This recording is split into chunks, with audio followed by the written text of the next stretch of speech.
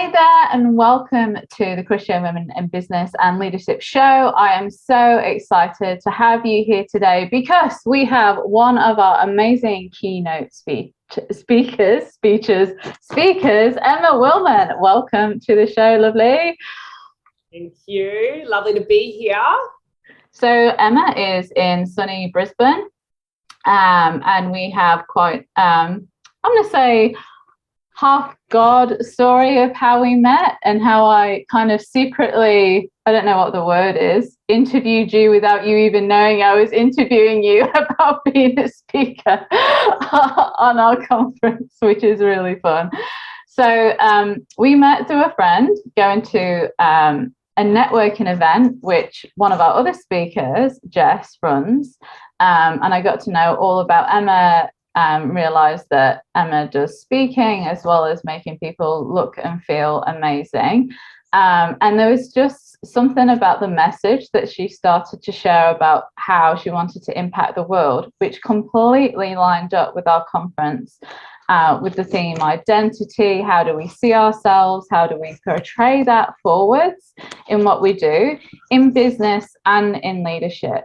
So I would love for you, Emma, if you could please share how you got to where you are today in your story, to becoming a stylist and then helping people with their identity and all that kind of stuff in between. Oh, absolutely. That'd be my pleasure. So I'm an identity image alignment specialist, and that I think that explains where I am now. How I got there was a very bumpy road of a lot of, going down one alleyway, finding out it's blind, coming back. And so the story in itself really goes right back to how I became myself. And really, I was born into a legalistic cult. So Bible toting, but really performance based and toxic environment. So from a very young age, I really had this huge shadow over who I was. It was really controlled and really influenced by the way that I was brought up. And, it was a form of Christianity, but a very toxic form. And I think that even if you have not been brought up in that cult-like environment, you still are impacted by patriarchy and the way that impacts our sense of self. So as a woman in a church environment, trying to understand who you are, how God sees you, what your identity is, it's kind of a real journey of unpacking and taking back the layers and seeing what is true and what is not. And so that's really been my journey. My family left the cult when I was in my teens, and I went into mainstream Christianity, and I never really did any healing work or anything to kind of reconcile the experiences that I'd had. And I popped out in motherhood in my late 20s, and I experienced just a massive identity crisis. I went from being a criminal prosecutor, having a legal career, to being a stay-at-home mom. Like everything about my life had changed, my body, like my day-to-day. And I just was like, who am I? And I guess I realized I'd been in performance mode for so long. I had no idea what was like under the surface. I had no idea what I was responding to. I was trying to be me. I thought I was being me, but it was a big old mess. And so I began the process of unpacking, like, who am I? And now that's what I do with other people, but I combine that with style because, as you know, subconsciously, we have so much more going on. So when we dress in a way that speaks to our identity, it just makes everything in our life more aligned, easier, more, we attract more of what we need. And we are a lot clearer about the path that we're on. That's so good. That's so good. And did you find, I just have to ask this, when you were doing your legal stuff, that you expressed who you were all with your style, or were you still very conservative, classical? That I've done one of Emma's courses, by the way, and I know the different kind of style types now. So did you stick within that classical range, or were you still quite, colourful and, I forget what the thing you've got on today is called, but, it's cool. It's funky. It's It makes me want to snuggle you. So funny. Well, when I was a lawyer, there was a corporate environment and sort of expectation to how you dressed. And I tried to conform to that, but felt very at odds with it. But I still wouldn't say, even my response to that environment or how I dressed beyond that environment still wasn't true to my identity. It was true to my personality. But as we know, personality is actually only a fragment of our true identity. So it's like the part of ourselves that we're willing to show because we believe it's safe. That's our personality. It's not the wholeness of us. And when you start doing identity work, you discover that there is so much more that you have not had access to. And actually, that's part of that sanctification journey, is actually leaning into these other areas that were kind of off limits for whatever reason. So I've seen it evolve beyond law. I sort of went right into my personality, and I was very edgy, and I wore lots of tailored things and sharp and really like sassy looking things. And I was like, I can be me, I can be free. And that was true to my personality. But that personality was actually a defense mechanism around identity wounds, right? Yeah, so when I was a kid, I really picked up on this lie, and I had this identity wound that I carried, that the world is a scary and hostile place. And the weak kind of get taken advantage of. They get chewed up and spat out and betrayed. And really, you got to put on your armor and don't show your vulnerable side. So when I was dressing true for my personality, it was actually sealing in that wound. And it wasn't until I discovered identity work that I went, you know what? I want to wear things that are more soft and vulnerable and invite people to come close. That's actually part of my healing journey. And that's what's allowed me to really flourish and thrive. Not just the clothes, it's the combination of the inner healing and the outer expression. So apart from our personalities then, what other kind of, I don't know if you want to call them subjects, genres, or things in a holistic approach all go into our identity? So we've got personality as one of them. Can you just briefly describe the others? Yeah, so if you understand somebody's identity in terms of we are spirit, soul, and body, okay? Our soul is really our mind, will, and emotions, okay? And that's where personality lies, all right? Personality is a set of behaviors and emotions and thoughts that present themselves in a pattern, all right? And we learn them. They actually say that by the time you're an adult, 90% of what you do is just autopilot. You're actually just, repeating the same set of behaviors, the same patterns. And so unless you do any work on that, you're just going to flatline. So other things that play into identity, really, like if you look at the spirit level, which is deeper than the soul level, that's where your spiritual gifts are deposited. That's where the experiences that you've had in your life are redeemed and purpose is deposited. That's where you actually get this sense of, I understand how God sees me, and it's bigger than just personality patterns. So does that ring a bell for you? You're yeah. I'm going deep with you. It's all good. Awesome. That's great.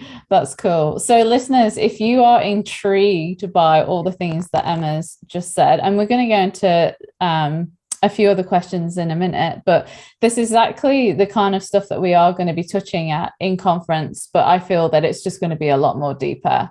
I know that God's put some things on your heart that you'd really like to share. So my next question is, one, what are you most looking forward to at conference? And can you just share with us a little bit about what you'd like to be sharing in your session as well? Yeah, I'm mostly looking forward to conference, to connecting with people. So for me, I love sharing a message, but I also love the little informal chats around, a cup of coffee or just afterwards, and people sharing stories and just recognizing that, we are so interconnected. There's no separation between me and you. We're actually all interconnected. And so when I hear other people's stories, I see a little bit of myself in them and vice versa. And it reminds me that God needs all of us. We're all part of that interwoven fabric. And we can all sort of like touch on different things that make us feel connected. And Yeah, and I guess what I'm really interested in sharing is just how foundational identity is in everything. It literally pervades every part of your life. You know, every waking moment is impacted and driven by identity. And one of my favorite scriptures in the Bible, I have to go all the way back to Genesis. So I go back to Genesis 1:26 and 27, that God made us in his own image, male and female. And that passage is actually before Adam was created. So when we're talking about our identity, we're talking about our spiritual identity. And that is not about us being man and woman. It's just our spirit is made in the image of God. And each one of us is unique. So that scripture, it really does radiate into every part of our life. How we are called to live, who we're becoming, the call we have on our life, all of that radiates out of that God-given identity that's deposited in our spirit. So once you get a hold of that, it is just incredible, because you see the connection. You see, like, I was put on this earth as a placeholder here. I am the only version of me that exists, and I have a unique call in my life. And that empowers you in the marketplace profoundly. That's awesome. I love it. I can't wait. I'm already like starting to take notes. So if this sounds right up your street, and as you can see, when Emma literally started talking about what it is she's all about, and God had already put on my heart for the conference the theme identity, I was like, oh my gosh, we need to get you here. This is so good. So just for our listeners here today, can you please share 5 tips on your craft that can help empower them, I guess, with their identity? If not getting too much into the conference stuff, we want to keep that on edge. But yeah, I'd love for you to empower them. Okay, 5 tips. So number 1, the person that you see in the mirror today is only like a tiny bit of the surface of who you actually are. That you can spend a lifetime plumbing the depths of your identity. And in that, you will find God. Yeah. The more you know yourself, the more of God that is revealed. The more you know God, the more of yourself is revealed. So that's the first thing. The second thing is that we were given the ability to see, and to see in color, for pleasure. Okay. So I know in the past, a lot of people have felt that how you look, and even caring about your image or your style or anything to do with your appearance, is vanity. And that really is a perversion, because we were literally created with the ability to see in color for no other reason than pleasure. We don't need to see in color, but God gave us that gift for pleasure. Beauty is number 3. Beauty is part of God's nature. Okay. When you sit down and you see a sunset, when you experience something like just, the leaves swaying back and forth, that is all part of beauty. And God owns beauty. What we see as the beauty industry is a perversion of true beauty. And true beauty is about harmony between our inner substance and our outer expression. And in the Bible, where people were described as beautiful, I don't believe it was about their physical appearance. Based on what I understand of Hebrew culture and language, it was actually a statement to say her inner substance, her spiritual substance, was perfectly expressed externally. And that is a beautiful aim for us as daughters of God. Number 4, I would say, is that we're on a journey. Where you are now, you're here for a reason. Okay, where you've arrived, you're here for a reason, and there is so much more waiting for you if you're willing to dive beneath the surface and actually challenge some of the thoughts, feelings, and behaviors that you experience. Okay, once you understand that you can get in behind the mainframe, I like to think of it like a computer. Your identity, your mind, your emotions, your behaviors, it's like a computer, and you're actually going behind the front, and you're actually tinkering around with the system. That is actually the process by which we become made more in the likeness of Jesus. Yeah. So yeah, it is like once you start doing mindset work, once you can, your mind is renewed, all right, and you believe yourself to be something more than what you previously did, it unlocks a whole nother level for you. Once you learn to regulate and process and understand your emotions, you realize that emotions are not bad. They are signals. They are, they're sending messages to us for our wholeness and our healing and our well-being. And then again, with our behaviors, instead of condemning our behaviors or feeling shame when we don't behave as we think we should, there is freedom in recognizing that so many of those behaviors are actually just illegitimate ways to get legitimate needs met. And there is a better way to get those met. And number 5, I'd say, is that there is no one like you, absolutely no one like you. And if you truly understood the unique person that God had made you, you would never want to be anyone else. You would never want to change anything about your appearance. You would never want to try and twist and contort your nature to be more like someone else. You would only want to be surrendered to being more you. And so that's powerfully liberating, because I think a lot of us really struggle with comparison and competition and thinking that there is one right way to be. And there simply is not.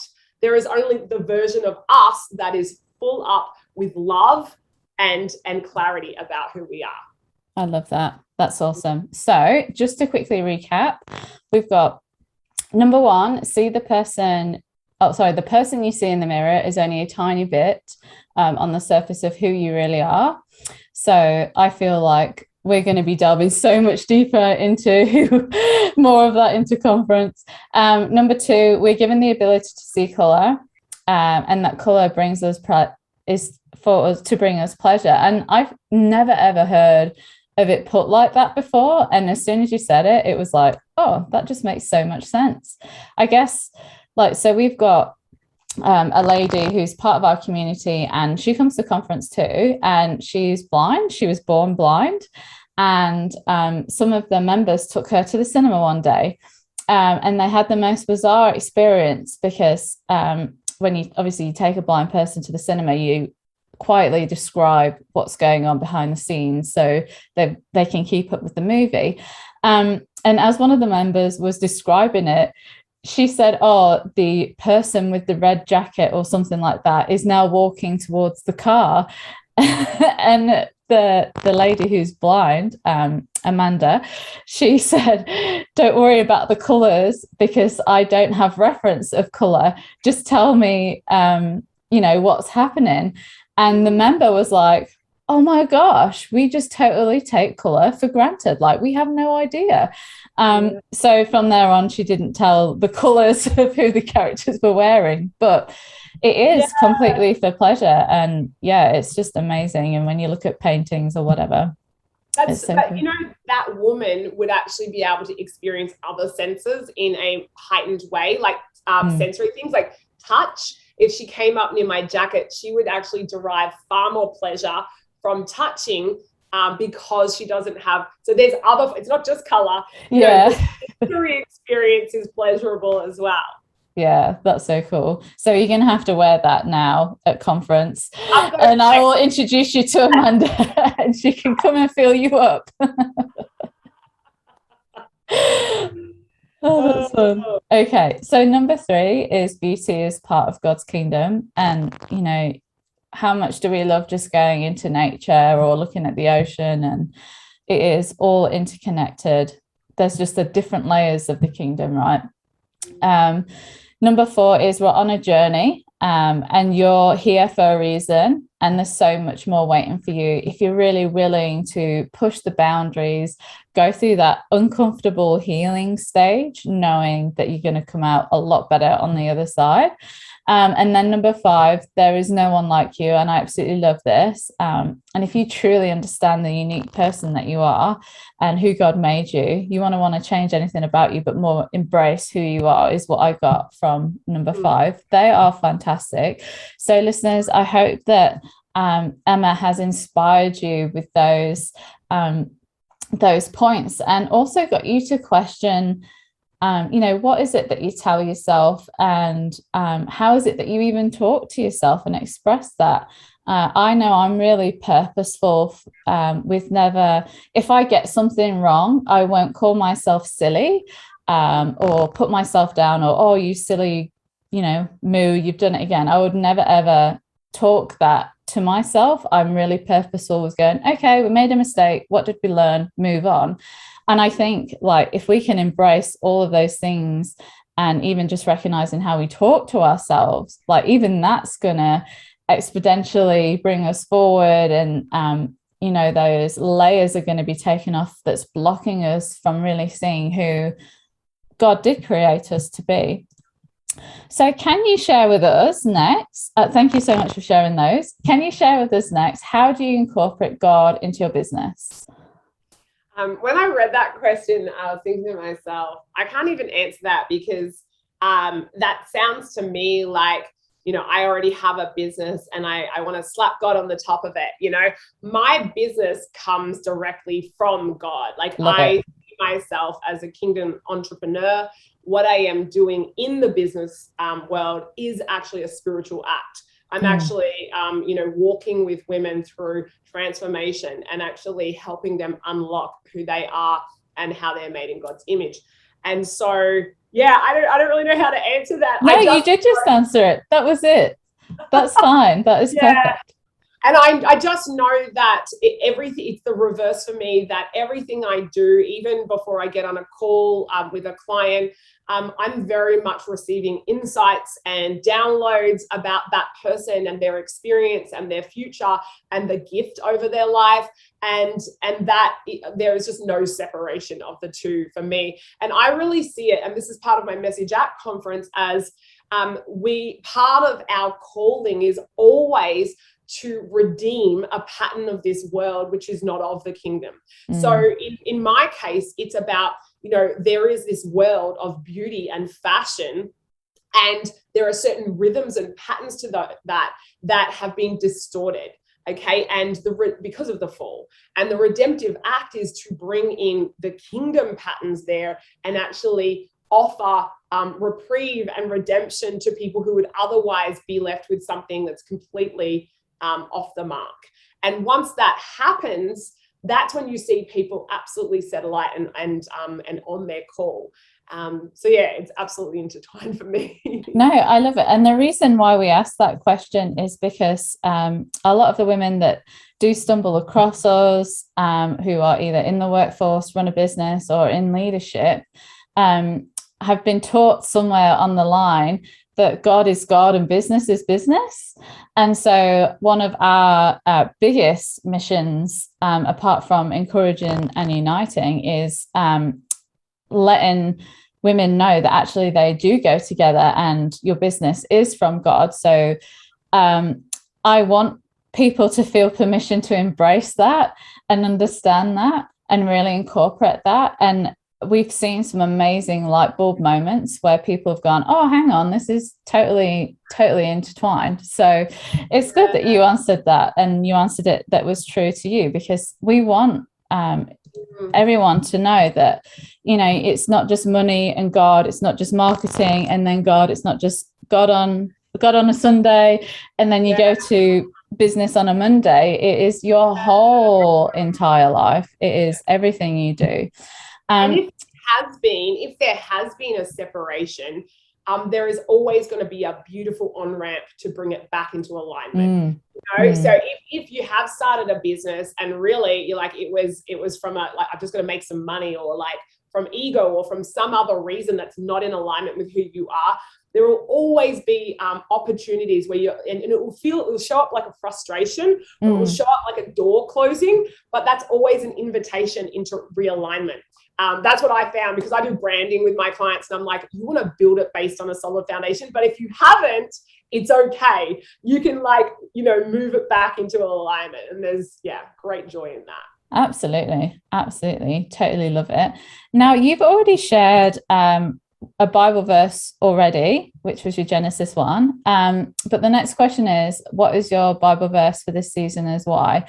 And why? Are you going to stick with your Genesis, or do you have a few? Well, the other one that I have, and it's not just been this year, it's been for a while now, is about, expanding your tent pegs. And the word that I received for the year was expansion. And really that's what's been going on in my business behind the scenes. I've got to the place where all my kids are in primary school now, where I've hired my VA, where I've started to set up infrastructure. And in my business, I can just see that expansion rolling out. And it's so beautiful to actually be in season with your word. Like at the start, you're like, when is this going to happen? But yeah, that expand your tent pegs has just been incredible over my life in the last probably, I'd say 2 years now. Yeah. So that would be Sarah, who in the Bible was told to expand her tent pegs. It's actually I'm pretty sure it's from Isaiah. I should probably look that up. I received it in a prophetic word and I wrote it in my journal and it's just been on my heart, but I can look it up. That's okay. What was the Genesis one that you shared before? I didn't have a chance. Genesis 1, 26 and 27. 26. Sorry, it's Isaiah 54:2. Enlarge the place of your tent, stretch your tent curtains wide, do not hold back, lengthen your cords, strengthen your stakes. So yeah, that has really been the call. So maybe this is really probably something that I should go into study, but that maybe it was actually in reference because it's talking about shout for joy, O barren woman who bears. Yeah. So that's how I linked it to Sarah, because I was shared that verse this time last year. And I'm like, I'm sure that's the Sarah, because he's telling her to expand, ready for children that are coming along. Of course. And you know what? Because I already have 4 children, I completely ignored that. I'm like, no, we're good. We don't need any more. I will focus on the business expansion. Thank you very much. and accumulating more roller skates. Maybe that's what he was on about. Isn't that funny how we really do read the Bible, like looking for what is like relevant through our lens, and there's so much more to that scripture than what I took from it. But for me, that was the permission that I needed to expand in that way. That's so fun. There we go. We've all learned something today. Amazing. And this is real life Christianity, okay? We don't always necessarily know everything about the Bible. Gosh, no. The more I get into it, the more I'm like, yeah. Amazing. That's crazy. That's fun. All right. Keeping it real, always. We're all about real. And we're all about real at conference too. So if you're feeling anxious that, there's going to be all these new people here that I don't know, or because we've got an online version as well, and you're sat at a table and you can go and visit other tables, you can network in between when we have breaks in physical. And if you're just really feeling that, I would love to come, but I'm just super anxious about meeting people and even coming on my own and taking that first step in the room, we actually have some things in place. First of all, don't worry, because we're all very real women and we all get it wrong, and I will get up on stage and make mistakes, and it's just who we are. We're real, but we laugh them off. And we also have our, I've forgotten the name that she's called, resident extrovert. Her name is Kelly, Kelly Wood. So if you get to conference, ask for where Kelly is, and she will be your conference buddy. And she will get all of the people who are feeling super anxious together, so you're not alone, and you can just be there for each other. So do not let that put you off. We're all real. We're all here for each other. And if Emma's wearing her super furry, is it a Kamado? No, I'm not sure. It's a faux fur jacket. Faux fur jacket. She will let you have a feel, and it will calm your senses down. All right. So where can our listeners find you, my love? I'm pretty active on Instagram, and my handle there is just @Statement Styling, which is my business name. I'm also on Facebook. My name's Emma Willman, and I have my business page, Statement Styling, there. But I actually love people, if you're interested, if you want to get a little taste of what I do before conference and maybe vet me, I have a private Facebook group called the Unstoppable Woman Connection, and I'm there all the time. That's where I coach. That's where I add all of my content and value, and I really invite people into that place because it's a beautiful community of women who are just uplifting, championing, and encouraging one another. So that's the Unstoppable Woman Connection. You just search that in the Facebook groups. That's awesome. And you can also find all of Emma's programs and everything, obviously, on her website as well. And we'll make sure that that's all linked in the show notes for you to find Emma too. Cool. Well, is there anything else you wanted to share with our audience today before we hang up the phone? Yes, I have a quote that I wanted to share just because I think it really rounds out everything that I've said and everything that I do. And it is, we are not loved because we are so beautiful and good. We are beautiful and good because we are loved. And that's Emma Willman. And that is just such a snapshot of the whole message that I carry, is that the more we receive love, the more we see our beauty and our goodness revealed. You are already good. I actually looked to the original goodness in the creation message in Genesis prior to the original sin. I think we have to remember that we're being redeemed back to the original goodness. And if we believe that we are just inherently sinful and flawed and broken and disgusting, then what's the point? But we are originally good, and we were very good in the sight of God. I love that. That is so special. The love, it's all love at the end, isn't it? It's all love. Cool. Well, thank you so much for joining us today, Emma. It's been an absolute pleasure to have you on the show, and I cannot wait for conference. It's like countdown is on, and I'm sure that our listeners have been empowered by all the words that you've had and shared with us today. Listeners, you're listening to the Christian Women in Business and Leadership podcast show and our YouTube channel. We'll catch you next time.